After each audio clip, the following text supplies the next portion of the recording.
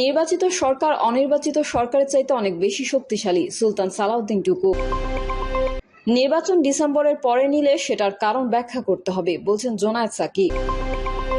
জানাবো 6 নেতার হত্যার পেছনে জামায়াতও দায়ী, বিস্ফোরক মন্তব্য মীর কাসেম কন্যার। এবং সর্বশেষ জানাবো ইইউ রাষ্ট্রদূতের 3 কমন প্রশ্ন, জবাবে যা বলছে জামায়াত। এতক্ষণ শুনছিলেন সংবাদ শিরোনাম, এবারে বিস্তারিত। তবে তার আগে অনুরোধ থাকবে আমাদের চ্যানেলটি সাবস্ক্রাইব করে বেল আইকনটি ক্লিক করুন। নির্বাচিত সরকার অনির্বাচিত সরকারের চাইতে অনেক বেশি শক্তিশালী, সুলতান সালাউদ্দিন টুকু। বিএনপির প্রচার সম্পাদক সুলতান সালাউদ্দিন টুকু বলেছেন, 14, 18 এবং 24 সালে মানুষ ভোট দিতে পারেনি। মানুষ চায় একটি গ্রহণযোগ্য জাতীয় নির্বাচন। মানুষ নাগরিক অধিকার প্রতিষ্ঠিত করতে চায়, তার পছন্দ মতো সরকার চায়। একটি রাজনৈতিক সরকার নির্বাচিত সরকার যে কোনো অনির্বাচিত সরকারের চাইতে অনেক বেশি শক্তিশালী। কাজেই আমরা মনে করি এই মুহূর্তে বাংলাদেশে জাতীয় নির্বাচন সবার আগে প্রয়োজন। আমাদের দলের দাবির সঙ্গে এই দেশের জনগণও তাই চায়। সুলতান সালাউদ্দিন টুকু বলেন, বিএনপি 31 দফা উপস্থাপন করেছে আগামী বাংলাদেশ কিভাবে চলছে। আমরা আমাদের অবস্থান তুলে ধরেছি। বেশিরভাগ রাজনৈতিক নেতৃবৃন্দ চাচ্ছে আগে জাতীয় নির্বাচন হোক। আমরা এই ধারায় রয়েছি। পরবর্তীতে সরকার কি সিদ্ধান্ত নেবে এটি আমরা বলতে পারবো না। যেহেতু আমরা জাতীয় নির্বাচনকে সামনে রেখে কাজ করছি, বাংলাদেশের জনগণের সেই প্রত্যাশা এই সরকার পূরণ করবে, এটি আমরা কামনা করি। তিনি বলেন, জাতির সামনে আমরা 31 দফা উপস্থাপনা করেছি। এখানে শিক্ষা, যুবকদের কর্মসংস্থান, বেকার ভাতা, স্বাস্থ্যের কথা বলা হয়েছে। এছাড়াও ফ্যামিলি কার্ড দেওয়া হবে, প্রতিটি পরিবার ও ফ্যামিলি কার্ড পাবে। স্বাস্থ্যের জন্য বীমার কথাও চিন্তা করছি আমরা। বিগত সময়ে বিএনপি জাতির সামনে যে ওয়াদা করেছে তা পূরণ করেছে। নির্বাচন ডিসেম্বরের পরে নিলে সেটার কারণ ব্যাখ্যা করতে হবে, বলছেন জোনায়েদ সাকি।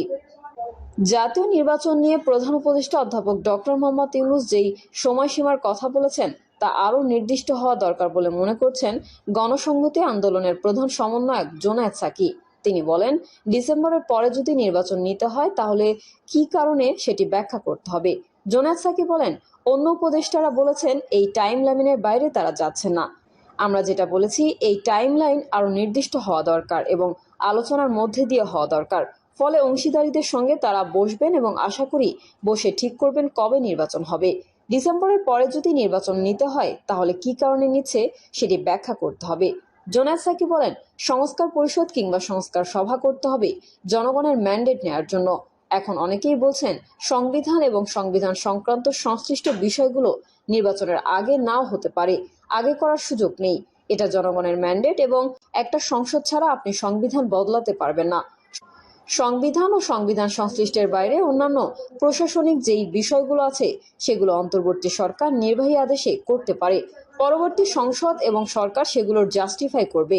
সংবিধানের 70 অনুচ্ছেদের বিষয়ে জোনায়েদ সাকি বলেন, আস্থা ভোট ও বাজেট এই 2 বিষয় বাদে সব বিষয়ে যাতে সংসদ সদস্যরা স্বাধীনভাবে ভোট দিতে পারেন সেই সুযোগ রেখে 70 অনুচ্ছেদ সংস্কারের কথা আমরা বলেছি।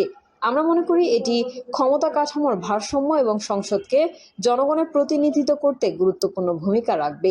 সংবিধানের 70 অনুচ্ছেদ সংশোধনের কথা বলা হয়েছে উল্লেখ করে গণসংহতি আন্দোলনের নির্বাহী সমন্বয়কারী আবুল হাসান রুবেল বলেন, এখন কোনো কাজই রাষ্ট্রপতি প্রধানমন্ত্রীর অনুমতি ছাড়া করতে পারেন না।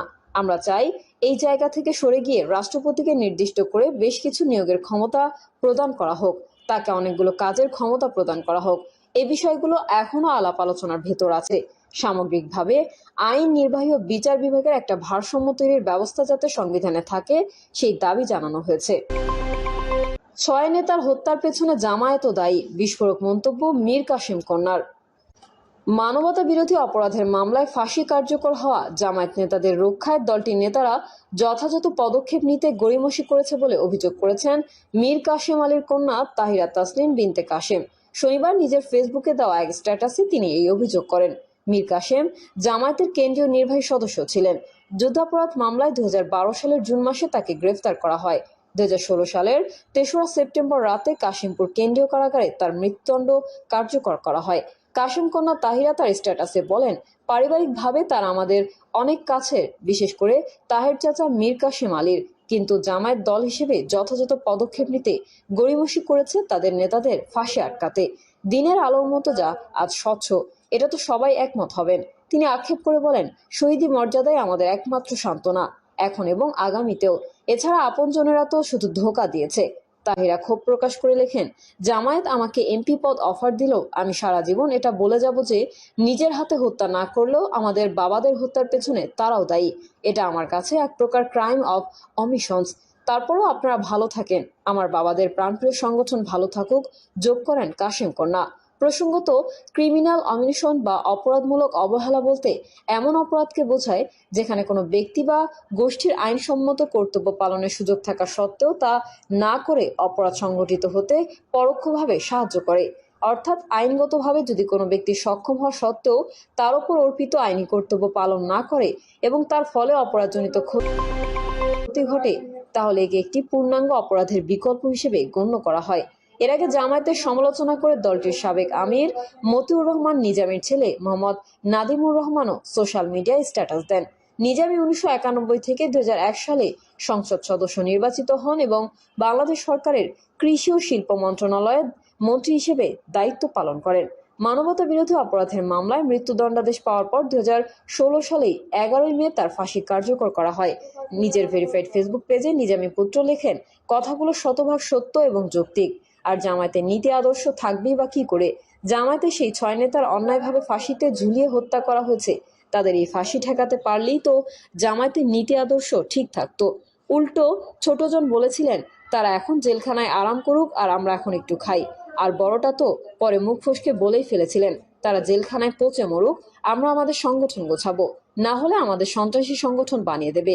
পরবর্তীতে তো আবার কয়েকটা সলিমুদ্দিন না কালিমুদ্দিন কি নাম এক বক্তৃতায় তো বললেনই, আমরা যদি আইন না মানতাম তাহলে আপনারা আমাদের একটা নেতাকেও ফাঁসি দিতে পারতেন না। আরে ছাত্ররাও যদি আইন মানত তাহলে এই জালেম হাসিনা সরকারের পতন জীবনও ঘটাতে পারত না। তিনি আরো বলেন, বাংলাদেশ নতুনভাবে স্বাধীন হওয়ার পর আওয়ামী লীগকে আওয়ামী লীগকে ক্ষমা করার কথা বলে কে আওয়ামী লীগের পুনর্বাসন চায় এটা পুরো ক্রিস্টাল ক্লিয়ার। এখন আবার শুরু করেছে সকালে এক কথা আর রাতে আরেক কথা। আবার অন্যদিকে এক নেতার এক কথা আবার আরেক নেতার আরেক কথা, অর্থাৎ কোনোটার সঙ্গে কোনোটার মিল নেই। স্ট্যাটাসে নিজাম পুত্র মানবতা বিরোধী মামলায় মৃত্যুদণ্ডপ্রাপ্ত জামায়াতের আরেক নেতা এটিএম আজহারুল ইসলামের জন্য নেক হায়াত ও সুস্থতা কামনা করেন। সেই সঙ্গে আজহার যেন দ্রুত মুক্তি পেয়ে জামায়াতের হাল ধরেন এমন প্রত্যাশা ব্যক্ত করেন নাদিমুর।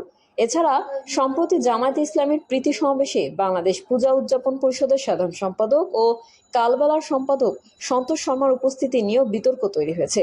বিষয়টির নানা মহলে ব্যাপক সমালোচনা শুরু হলে ফেসবুকে ক্ষমা চেয়ে পোস্ট করেন শিবিরের সাবেক সভাপতি এবং জামায়াত ইসলামীর কেন্দ্রীয় কর্মপরিষদ সদস্য ও ঢাকা মহানগরী উত্তরের সেক্রেটারি ডক্টর মোহাম্মদ রেজাউল করিম। তবে স্ট্যাটাসটি দেওয়ার কিছু সময় পরেই সেটি ডিলিট করে দেন তিনি। প্রিয় দর্শক, এই ছিল এখনকার সর্বশেষ সংবাদ। আপডেট সংবাদ পেতে চ্যানেলটি সাবস্ক্রাইব করে বেল আইকনটি ক্লিক করুন। কমেন্টে আপনার মতামত জানিয়ে আমাদের সাথেই থাকুন। ধন্যবাদ সবাইকে। আল্লাহ হাফেজ।